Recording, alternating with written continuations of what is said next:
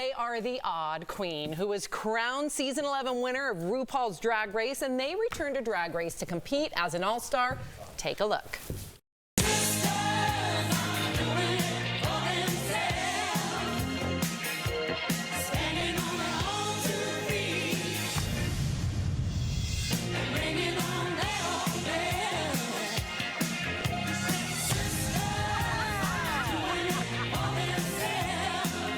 So good. Oh my gosh, please help me welcome Yvie Oddly! Happy Pride, Yvie! Thank you. Happy Pride indeed. Looking good. Amazing. This is as good as I'm allowed to look this early in the day. Doesn't get better. Drag queens are night creatures, okay?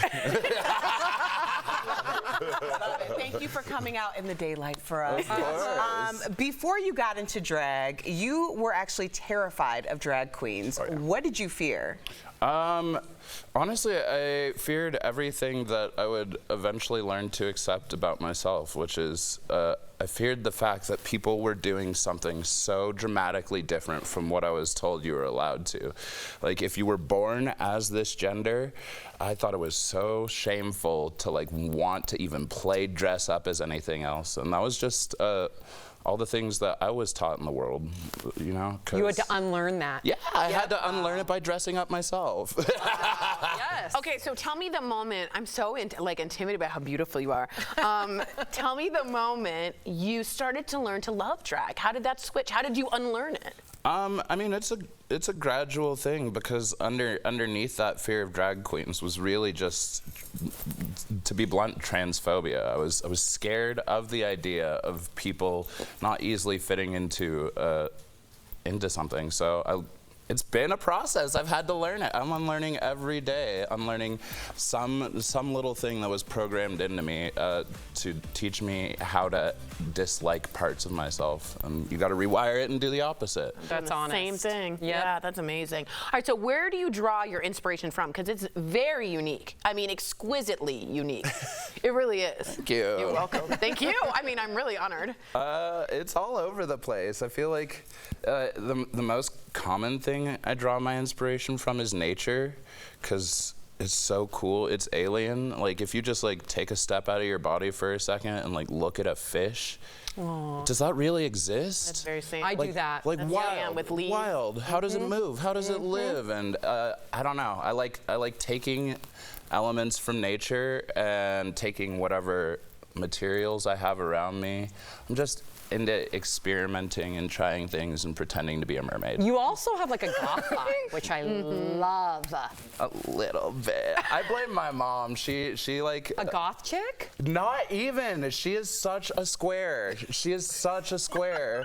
But she did, the one place where her squareness broke growing up was she always played Resident Evil in front of me, like with me. Interesting. And so we grew this love of like horror movies together, of like just scary stuff. And so I feel like that's probably where my goth girl comes from. Speaking of square, I feel like so uninteresting sitting right next to you. Yeah. Yeah, no one's looking. No, not at all. Not at all. So I'll just get it out. The camera will go back on you. But what do you remember the first time you performed in drag? What was that feeling? It was just freeing. It was really freeing. I've been a performer my whole life, you know. I'd be at the Taste of Colorado waiting for the jazz bands to get off the stage so I could be like, my turn. But the first time I got in drag and performed was for a drag show down on Auraria campus. And it was so freeing because beforehand there's like all these nerves. It's everyone's gonna judge me. I can't believe I'm walking out of my house like this. This is terrifying. What if I slip? What if I fall? And then just doing it, I feel like that was the first time I got to like lose myself in some performance art. Like, I honestly can't tell you how much I remember of it, other than like, whoa, whoa, now I'm upside down.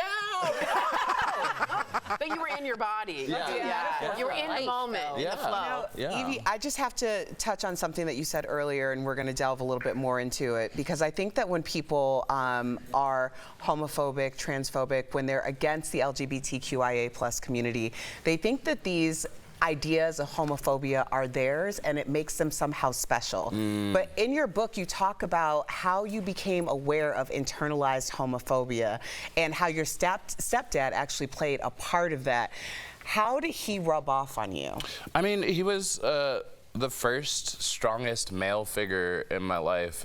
He started dating my mom when I think I was like 9 months old. He taught me how to ride a bike. He taught me how to write, you know?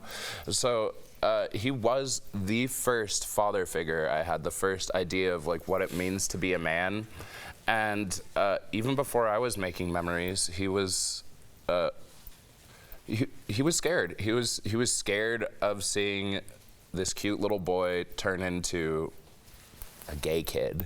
So you know, he would like take away dolls. He would get angry at me if he ever caught me in my mom's heels, and apparently he was the one who like got me into sports, which I do like now. It's very whack.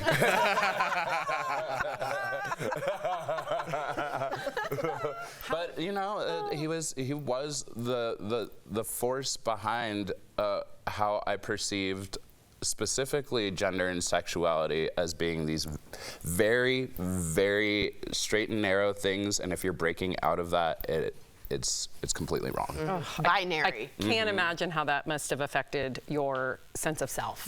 I do want to know, though, what did your mom think about your book? What'd she say? So she actually only just started reading her copy, I want to say like a couple days ago.